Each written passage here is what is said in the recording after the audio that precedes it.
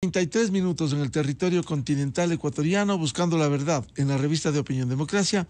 Queremos dar la bienvenida al director general del ISPOL, coronel Renato González, y conocer de fuente directa qué pasó este lunes con una nueva audiencia fallida y que se dilata nada menos que 3 meses más. La próxima audiencia se ha previsto para el 9 de enero del 2023. ¿Qué pasó primero con esta audiencia, coronel Renato González? Muy buen día. Muy buen día, licenciado Rivadeneira, y también un saludo cordial a todos quienes nos escuchan y nos miran. Lo que sucedió era algo previsto, porque lastimosamente no es una inusualidad estas estrategias dilatorias, estas prolongaciones que normalmente se dan en el proceso penal ecuatoriano y que para nosotros tiene una clara orientación: buscar la impunidad.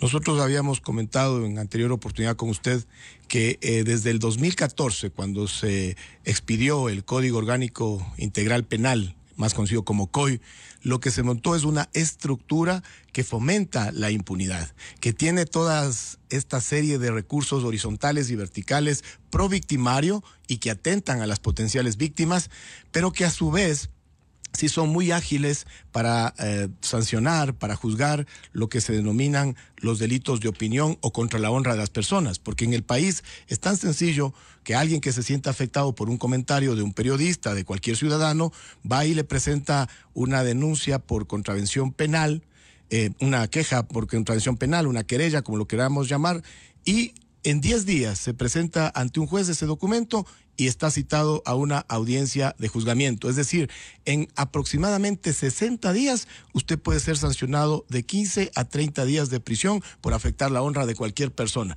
Y eso es muy amplio porque la honra depende del criterio subjetivo de cada uno. En virtud de ello, ¿a qué está apuntado esto?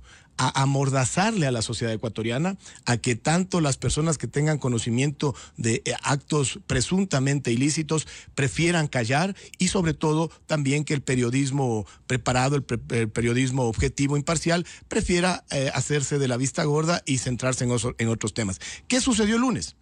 Por tercera vez se había convocado al inicio recién de la audiencia de evaluación y preparatoria de juicio, es decir, ni siquiera una audiencia de juzgamiento. Sin embargo, esta audiencia que fue convocada con la suficiente antelación en el mes de julio, y yo tengo que retrotraerme a ese mes porque es importante, en virtud de que esta instrucción fiscal ya terminó en octubre del año pasado, es decir, hace más de 12 meses. En diciembre, la Fiscalía, en ese tiempo regentada por otro profesional del derecho, presentó dictamen acusatorio contra 8 de los procesados y quiso presentar dictamen abstentivo a favor de Enrique Espinosa Los Monteros y Luis Domínguez Viteri. El ISPOL presentó a su vez un documento de oposición. Esto fue analizado en la Corte, en la Fiscalía Provincial de Pichincha, y nos dieron la razón. Y por lo tanto regresaron a ser 10 procesados que tendrán dictamen acusatorio de Fiscalía. Pasaron los meses, eso fue en diciembre del año anterior, le estoy manifestando. Se intentó por primera vez en marzo fijar la audiencia, no se la pudo concretar. Llegamos al mes de julio y, para sorpresa de todos, estuvimos las diferentes partes procesales, menos la defensa del señor Rafael Núquez. Justamente el mismo abogado que el lunes presentó a destiempo un certificado de enfermedad de COVID. En el mes de julio, la doctora Irene Pérez, que es la jueza, preveyendo que vuelva a presentarse esta misma situación, dispuso y convocó a la Defensoría Pública. Y aquí sí, un llamado de atención muy, pero muy formal, diría yo, para la Defensoría Pública. Resulta que aquí la Defensoría Pública sí se esmera en realizar estos procesos de tutelaje y de patrocinio para potenciales delincuentes. Pero en este caso, donde la víctima potencial es una institución pública, si en el mes de julio se le convocó a la Defensoría Pública para que tenga el tiempo suficiente para prepararse, para conocer alrededor de 44 cuerpos procesales que tiene este caso, y puede en un momento determinado, ante una emergencia, ejercer la defensa de cualquiera de las partes procesales que mañosamente recurra a esto de presentarse sin abogado, bueno, escúchenme todos. El lunes, cuando la señora jueza le pregunta a la representante de la Defensoría Pública si está en capacidad de defenderle al señor Rafael Núquez, que concurrió otra vez sin abogado, Oh, sorpresa, la señora abogada dice, miren, la Defensoría Pública, nosotros nos organizamos de tal manera que hoy lunes a las 8 de la mañana recién me entregaron la agenda y aquí estoy, y una hora después yo no puedo haberme preparado. O sea, una negligencia institucional terrible, impresentable, inconcebible. Nosotros no vamos a dejar esto así. Vamos a presentarle, en primer lugar, un oficio y una queja al defensor público. Pero ¿dónde están también las autoridades de control para exigir el rol de esta institución pública? ¿Dónde está la rendición de cuentas que deben rendir todos los funcionarios públicos de lo que están haciendo? No me pueden venir a mí en el mes de octubre a decir que recibieron la notificación en julio y alguien de talento humano, no sé cómo se organizan los procesos internos de la Defensoría Pública, recién le comunican a una defensora una hora antes de semejante audiencia. La pregunta es la siguiente, licenciado Urbaneira. Si al ISPOL le pasa esto, ¿qué podemos esperar de un ciudadano común? Claro, muy difícil. A propósito de lo que usted señala, el código, es bueno recordarles a estos señores de la Defensoría Pública, el código al Consejo de la Judicatura también, que es el órgano administrativo y disciplinario, y también a la jueza, para que se pronuncie en este sentido, dice el 335, prohibiciones a los abogados en el tema de la defensa y el patrocinio de las causas. Por ejemplo, son motivo de sanción el abandonar sin justa razón las causas que defienden, asegurar a sus patrocinados en el triunfo del juicio, autorizar con su firma escritos o minutas, es decir, una serie de hechos que pueden llevar al artículo 336 a establecer sanciones sin perjuicio de las facultades correctivas otorgadas a los jueces, las sanciones que pueden imponerse a los abogadas y abogados a que se refiere el artículo anterior serán impuestas por los directores regionales o provinciales del Consejo de la Judicatura. Sanciones por negligencia, por obstruir a los procesos. Habrá que pedir a la Defensoría Pública, no puede seguir en estas condiciones porque simplemente en enero van a hacer lo mismo. Exactamente, a eso nos exponemos. Yo he manifestado públicamente que aquí ¿qué nos queda? Esperar a enero para que otra vez le dé gripe a alguno de los abogados de las partes que confrontan con el ISPOL y nuevamente fijaremos para marzo. O sea, lastimosamente, y hay que ponerle un corto, o sea, no puede ser que luego de 26 meses de investigaciones en el país no tengamos un solo sentenciado, pero además, constantemente, porque este no es el único caso, recuerde usted que en la investigación de Decebale que se adelanta en Guayaquil, sucede exactamente lo mismo. La señora jueza, una digna jueza como la doctora Yanela Norix, es constantemente recusada, se presentan recursos en contra de ella. En el mes de diciembre, cuando estaba avanzando la audiencia de evaluación y preparatoria y juicio del caso de Decebale, le sumaron a la defensa de la señora Oriana Rumbea a su primo, el abogado Joseph Norris, para forzarle a la señora jueza a que ella se excuse. Así sucedió. Subió a conocimiento de su autoridad superior y le ratificaron que más bien quien debía haberse excusado de asumir esa defensa, que ya tenía 4 abogados, era el abogado Joseph Norris. Retomó el caso la señora jueza. Empezamos las audiencias en enero, en febrero. En febrero, este sujeto, el abogado Joseph Norris, trató de conectarse a la audiencia que era en modalidad virtual y por no hacerlo le recusó a su propia prima. O sea, imagínense, pierden hasta el principio de respeto a la familia, ¿no? También se desechó esa recusación. Bueno, avanzó la audiencia nuevamente y hace pocas semanas la defensa técnica del señor Cherres le volvió a recusar a la señora jueza Yanela Norix por una causa que a mi criterio es impresentable, ¿no? Por presentarse como manifiesta enemiga de ellos. Acaba de ser desechada la recusación, pero ¿qué consiguen? Que se vaya dilatando el proceso. Es la viveza criolla y claro, allí están, al menos el caso de Guayaquil, de Cebale, los señores Neira y la señora Rumbea, que ya fueron sobreseídos en segunda instancia. Así es, en el caso Citadel, que es otra de las investigaciones del tema ISPOL, el juez Juan Carlos Terán llamó a juicio a Luis Álvarez Villamar y a Gonzalo Navarro, pero sobreseyó a Oriana Rumbea y a su esposo Javier Neira Salazar. Esto subió en apelación a la Corte Provincial de Justicia del Guayas y ratificaron este sobreseimiento.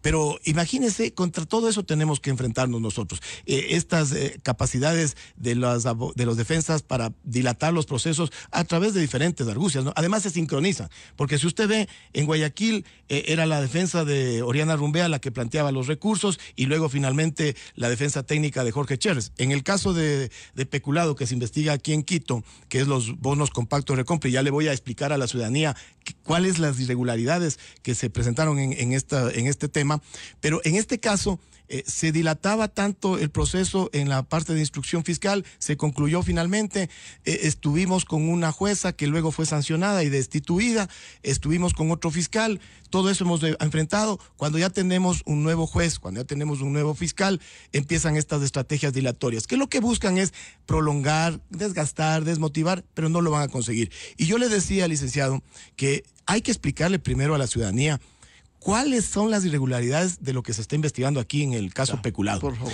El monto es 216 millones de dólares. Y vamos primero a explicar lo que debía ser y finalmente lo que sucedió. El reporto bursátil está plenamente facultado en la Ley de Mercado de Valores. ¿Pero qué implica el reporto bursátil?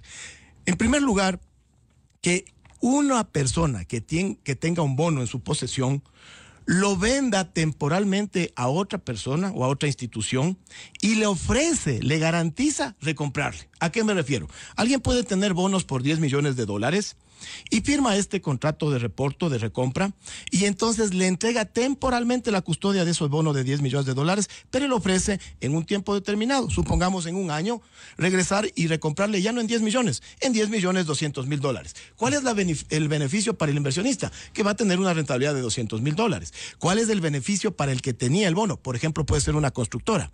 Se me ocurre de esas constructoras que operan normalmente en San Borondón, ¿no? Y es por algo aleatorio que se me ocurre de esas constructoras, ¿no?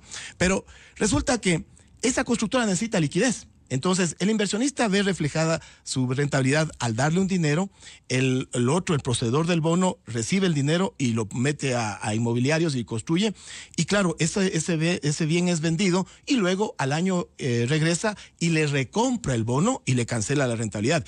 Esto incluso debe estar registrado en el catastro público.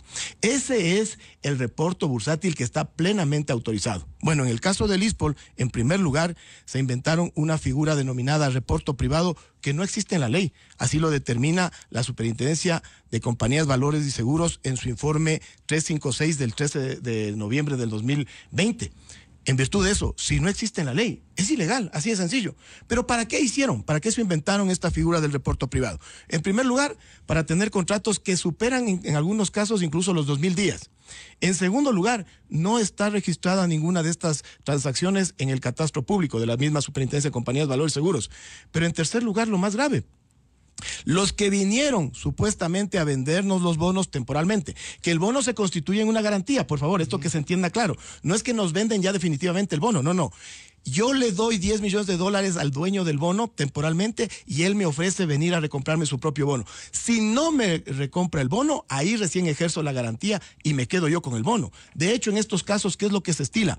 Pedirle un monto superior a lo que le estoy dando. Por ejemplo, si el bono dice 10 millones, pedirle bonos por 12 millones de dólares para que si él no regresa a recomprarme, yo lo saco al mercado, puede haber bajado el bono, lo vendo en 11 millones e igual recupero mi inversión, ¿no es cierto? ¿Cuál es el inconveniente, licenciado Urbaneira? En el caso del ISPOL, las mismas empresas que venían a ofertarle los bonos, en este caso IFCOR, Rusticusi y Provenza, IFCOR del señor Jorge Chérez Miño, en el caso de Rusticusi y Provenza a través de Capital Ventura del señor Luis Domínguez, y atrás del señor Luis Domínguez está el señor Héctor San Andrés.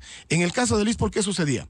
Le venían a ofertar los bonos, el ISPOL le entregaba el dinero, pero el custodio de estos bonos supuestamente era el de Cevale, que sabemos que después nos dijo no custodio nada. Y el final custodio realmente terminaba siendo Institutional Custody Service, que es la propia empresa del señor Chers. Mire, aquí le traje un contrato que es una muestra. Y para quienes nos están viendo a través de la pantalla, yo sí quisiera que se pueda enfocar. Este es un contrato, una nada más, aleatoriamente, entre IFCOR y el ISPOL. ¿Qué es lo interesante de esto? La contraparte es IFCOR y el cliente es del ISPOL. Y aquí está IFCOR Investment, que ya sabemos que es del señor Chers. ¿Qué es lo que se pone en los considerandos del contrato? La entrega de estos valores al Decevale, donde será custodiado. La contraparte, que es IPCOR, ¿no?, se compromete a la entrega sin derechos totales sobre los títulos, porque le explicaba yo que es una venta temporal, ¿no? Más sí los derechos de custodia y beneficio de los mismos a favor del cliente, siendo Decevale quien garantiza la entrega correcta y custodia estos valores. Es decir, viene IPCOR, le propone al ISPOL la venta temporal de estos bonos y le dice esto va a quedar custodiado en el Decevale. ¿Sabe qué es lo simpático, mi estimado licenciado Rivadeneira, y para todo el público? Que en el anexo final de este mismo contrato, lo voy a enseñar nuevamente a la cámara para quienes pueden mirarnos, en el anexo final se indica en qué cuenta va a quedar custodiado estos bonos. ¿Sabe qué es lo simpático de esto? Dice, los bonos, y aquí está el código, está la cuenta 92-146 de Euroclear, del Decevale Ecuador, y finalmente Institutional Custody Service Peership Bank of New York. Le dijimos en la versión al fiscal, esto es prueba suficiente para demostrar el peculado. Porque en el mismo contrato y en el anexo, el señor Cherres, que asoma como el representante de IPCOR, es decir, de la contraparte del ISPOL, luego reconocen que van a ser los supuestos custodios. Así le estafaron al ISPOL, así le atracaron 216 millones de dólares en estos mal llamados bonos con pacto de recompra. Es más, el pacto de recompra nunca se cumplió. Por eso es que nosotros nos vemos afectados en este monto, en este caso en particular. Coronel González, en este caso hay responsabilidad, sabemos, de estas empresas fantasmas del señor Cherres, hoy perseguido hasta por Interpol, pero también hubo una contraparte que facilitó esto. ¿Quiénes son quienes están procesados en este caso? En el caso puntual del tema peculado, que así se lo ha llamado coloquialmente en la fiscalía para que se pueda diferenciar de los otros casos como Citadel o de Decevale, hay 10 procesados. Son el señor Luis Álvarez Villamar, el señor Carlos Calvo Cox, el señor Jorge Cherres Miño, el señor Luis Domínguez Viteri, el señor Santiago Duarte, que era el asesor jurídico del ISPOL, los exdirectores generales del ISPOL, Enrique Espinosa Los Monteros y David Proaño. También está Alfredo Valverde, que era el ex jefe de inversiones del ISPOL, y Rafael Núquez Ochoa, que era el exdirector económico financiero. Es precisamente este último sujeto, el señor Rafael Núquez Ochoa, el que por 2 oportunidades concurre sin abogado. La vez anterior ni siquiera se presentó el abogado, y en esta oportunidad, que estaba convocada la audiencia a las 9:30, a las 9:41, es decir, 11 minutos después, recién se presentó en el juzgado el certificado de COVID. Pero todas estas dilatorias que se dan, lo que terminan es afectando la sostenibilidad del instituto, porque nos faltan 216 millones de dólares en este atraco, claro, de los bonos con pacto de compra, y que no los recuperamos.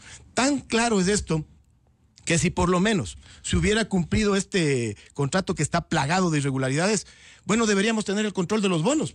Y yo podría disponerle al Decevale, ¿sabe qué? Estos bonos que usted me custodiaba, trasládenlo a tal cuenta. El problema es que ustedes saben que el 30 de octubre del 2020, el Decevale nos envió una carta donde dijo, ¿sabe qué?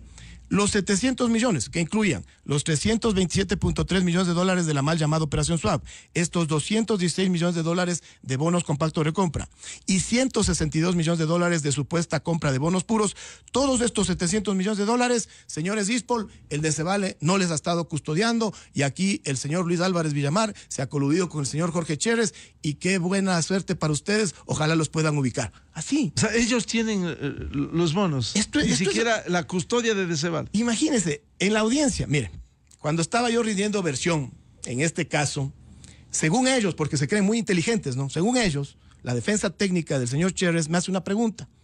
Si es verdad que conozco que el ISPOL no tiene cuenta en los custodios internacionales, es decir, en Euroclear, en Clearstream o en el DTC, que ni siquiera sabían a qué se refieren las siglas DTC, Depository Trust Company. Me tocó explicarles a ellos que se creen tan expertos, ¿no? Pero ¿a qué voy yo?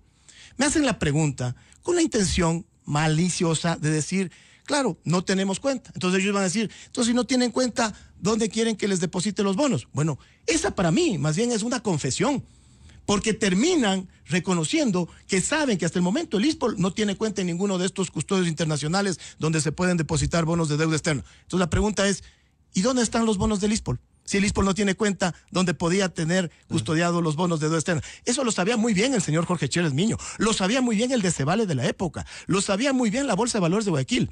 Entre las competencias del Depósito Centralizado de Compensación y Liquidación de Valores, Decebale, está custodiar solo bonos de deuda interna, es decir, solo mercado nacional, no mercado internacional.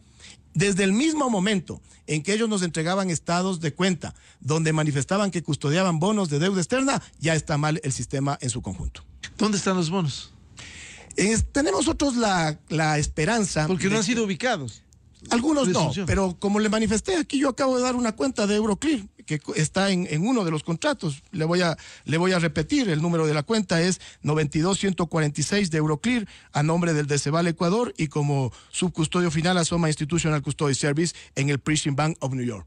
En virtud de eso, nosotros tenemos claridad de que los bonos, estos tipos de bonos, si es que existen, porque también es una posibilidad de que no existan, pero yo creería que sí, al estar registrados en una cuenta de Euroclear, están en poder del señor Jorge Chérez hasta el momento, están en poder del señor Jorge Chérez, pero también existe la posibilidad de que esto sea parte de los capitales que tiene incautada la justicia norteamericana por $125 millones.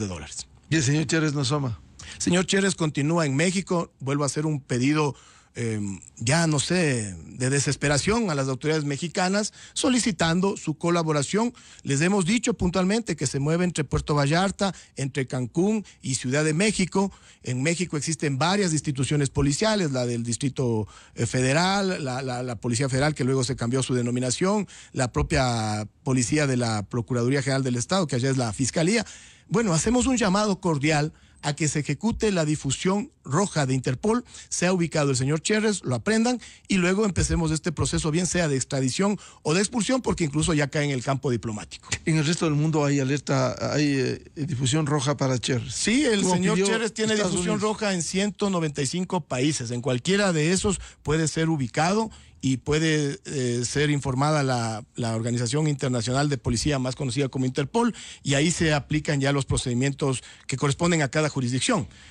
En lo particular, si usted me pregunta a mí, licenciado, me encantaría que lo ubiquen en México, pero que lo trasladen a Estados Unidos, para que allá lo investiguen, allá lo sentencien, y luego de que cumpla sentencia... Aquí no va a funcionar la justicia, lastimosamente. Me duele como ecuatoriano tener que decirlo, pero lastimosamente las muestras ahí están. El sistema de justicia ecuatoriana le debe mucho al ISPOL. Si eso le pasa al ISPOL, ¿qué le puede suceder a cualquier ciudadano común?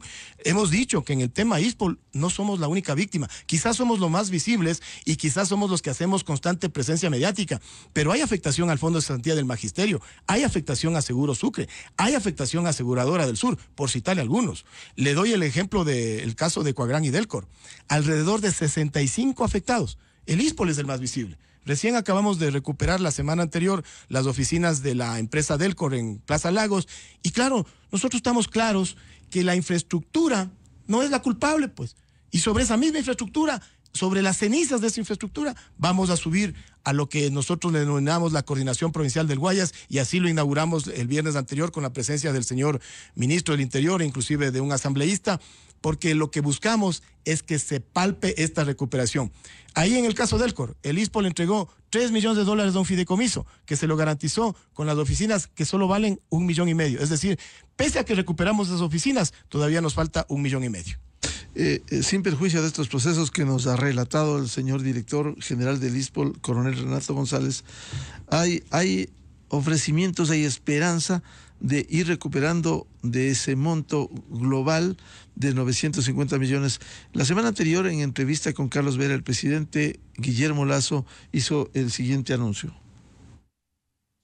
En una semana que el Instituto de Seguridad Social de la Policía recupere 250 millones de dólares de aquella estafa de 900 millones de dólares.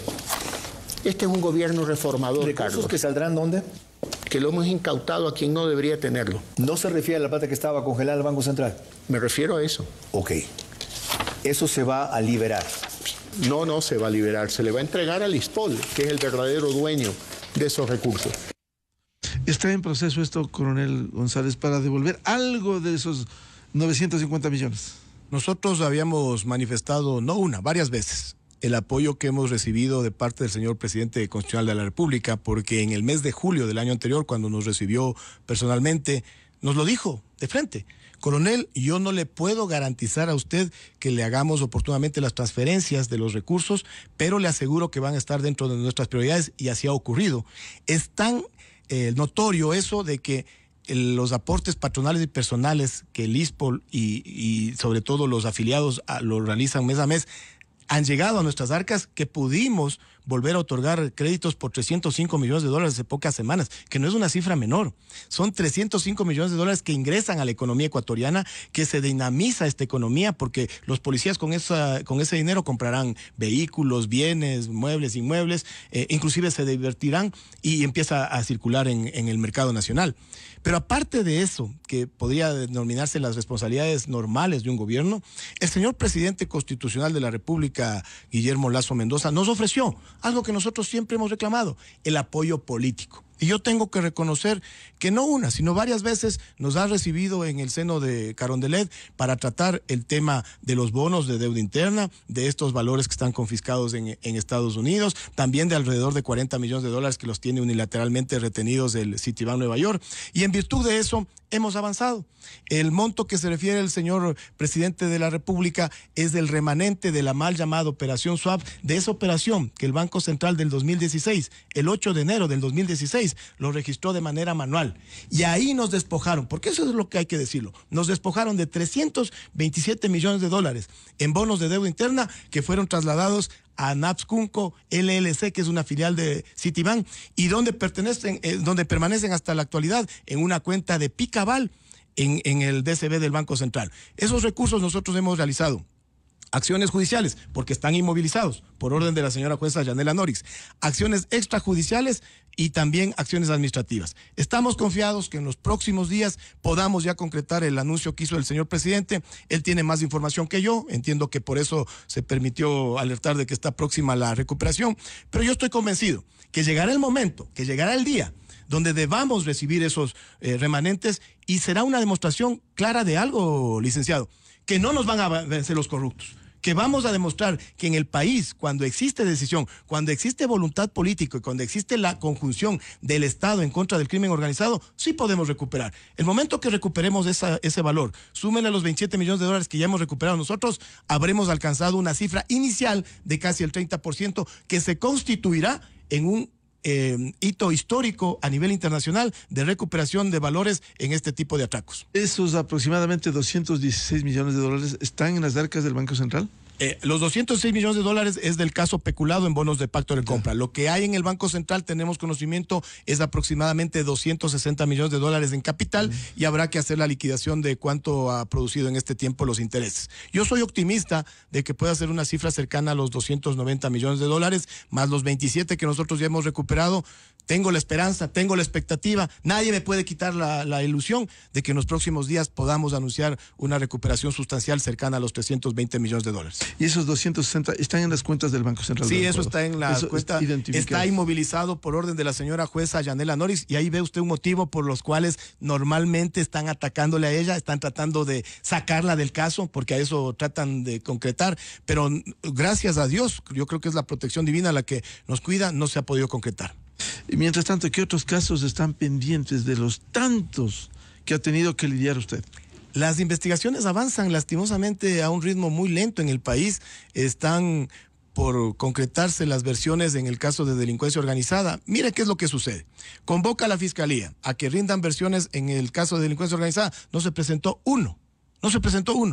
La Fiscalía los vuelve a citar, y así pueden seguir hasta la tercera convocatoria, en la cual recién se lo realiza con la fuerza pública. ¿Para qué lo hacen eso? Para que el fiscal vaya transcurriendo el tiempo de la instrucción fiscal y pierda estas oportunidades de comprender lo que sucedió. También está otra investigación en la Fiscalía Provincial de Pichincha por cuestión de fuero de los involucrados, y el resto de procesos investigativos que avanzan tanto en Quito como en Guayaquil. Pero el resumen es que 26 meses después de que el ISPOL presentó sus primeras denuncias, en el país no tenemos un solo sentenciado. Esa es la realidad. ¿Y detenidos? Ninguno, porque de la serie de procesados que están en los diferentes casos, solo 3 personas tienen arresto domiciliario, y los demás poseen estas medidas sustitutivas de presentación periódica y de prohibición de salida del país, pero ya conocemos lo débil de nuestro sistema de control. En cualquier momento, cuando la etapa procesal avance, nos exponemos a que tomen una avioneta y aparezcan en cualquier otra latitud del planeta, festejándose y riéndose de lo que le han hecho al ISPOL. Entre los tres con arresto domiciliario están los dos generales Espinosa de los Monteros y Proaño. Para nada. Enrique Espinosa de los Monteros, y lo voy a decir muy de frente, fue el primero que prostituyó el habeas corpus en el país. El 12 de abril del 2021, un día después de las elecciones. Y esto no es casualidad. Esto no es así coincidencia. No, esto es muy claro. El 12 de abril del 2021, él puso un recurso de habeas corpus porque estaba detenido en la cárcel 4. Con ese recurso de habeas corpus fue sacado de la cárcel y lo dejaron en libertad. ¿Qué le impusieron? Prohibición de salida del país, el uso del dispositivo electrónico. Bueno, meses después presentó un certificado médico de que su piel del tobillo tenía salpullido por el dispositivo electrónico. ¿Saben qué concluyó? Que le retiraron el dispositivo electrónico y tiene solo prohibición de salida del país y presentación periódica. ¿Quién nos garantiza que el señor cualquier momento aborde una avioneta y aparezca, no sé, tal vez en territorio mexicano? Se me ocurre, ¿no? Claro, a sabiendas de que el gobierno mexicano protege a delincuentes, a sentenciados, y uno ha podido evidenciar y lastimosamente no ha habido respuestas. Refugio de delincuentes sentenciados en el Ecuador. Bueno, yo no puedo hacer una afirmación de ese calibre, licenciado, porque entenderá que soy un oficial de policía en servicio activo, pero a mí sí me fastidia que quienes atracaron los Déjeme recursos... decir, el prófugo de Bélgica, sentenciado a 8 años, aparece periódicamente en México. No solo eso, yo le iba a decir que a mí sí me fastidia que quienes tienen que ver mucho con esta estructura penal, con esta estructura de los organismos de control que no funcionaron, sacaron recientemente un documental, se fue a volver, algo así, ¿no es cierto? Sí, así es. Sí, entonces, o a la vuelta, señor, no sé cómo será, porque no sé a qué le apuntan, ¿no? Pero, en definitiva, deberían incluir en ese documental a Jorge Cherres Miño, pues, porque él también está en México, o no lo conocen, o no lo ubican. Y deberían incluirle también a esos personajes que andan en Miami tirados a medios maratonistas, como digo yo, que son exministros.